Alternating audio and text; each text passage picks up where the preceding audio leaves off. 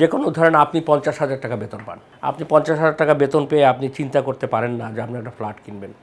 আপনি ২০,০০০ টাকা বাড়ি ভাড়া দেন, ২৫,০০০ টাকা বাড়ি ভাড়া দেন। এটা তো ২৫,০০০ টাকা একটা বাড়ি ভাড়া দিয়ে আপনি থাকেন, আপনি তো দীর্ঘদিন আল্লাহ চায় তো বেঁচে থাকবেন, আপনি তো কাজ করেন। আপনাকে যদি আমি ৩০ বছর কি ৪০ বছর মেয়াদে একটা লোন দিই, তাহলে আপনি ওই ২০,০০০ টাকা যদি আমাকে কিস্তি দেন মাসে, বাড়ি ভাড়ার টাকা দিয়ে যদি আপনি ফ্ল্যাট কিনেন, তাহলে কারো তো রাষ্ট্রের কোনো সমস্যা নাই, ব্যাংকেরও কোনো সমস্যা নাই। আমি রিয়েল এস্টেট ব্যবসা করি, আমিও তো টাকাটা ব্যাংকের থেকে একবার পেয়ে যাচ্ছি। তাহলে টোটাল চেইনটা আমাদের শুধু একটা নীতির দরকার, আমাদের সিস্টেমটা ডেভেলপ করা দরকার, আর কিছু না। আমি ৪০ বছর মেয়াদে লোন দেবো বলে দিলাম, আমি যে ফার্স্ট জেনারেশন যারা আছে তারা ব্যাংকে লোনটা পাবে, এই লোনের জন্য তাদের মেয়াদ হবে ৩০-৪০ বছর। খোদা না করুক আপনার মৃত্যু হলে আপনার ওয়ারিশরা দেবে।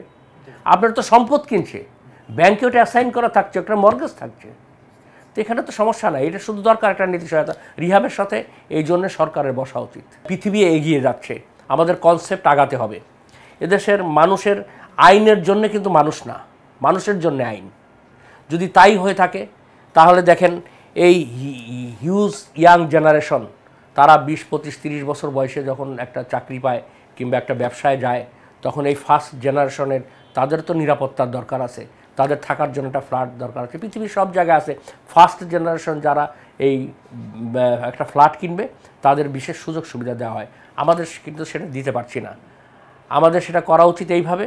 আমার প্রস্তাবনা হলো এই, বিশ্বের অন্যান্য দেশের মতো আপনি ধরেন প্রথম যারা চাকরিতে যাবে, একটা ব্যক্তি যদি প্রথম তার আবাসনের জন্য একটা ফ্ল্যাট কিংবা জায়গা কেনে, সেই ক্ষেত্রে তাদেরকে ট্যাক্স একদম হয় 0 ট্যাক্স, নাহলে মাত্র নামমাত্র 5% ট্যাক্স করা উচিত, আর কোনো ট্যাক্স তার থাকবে না।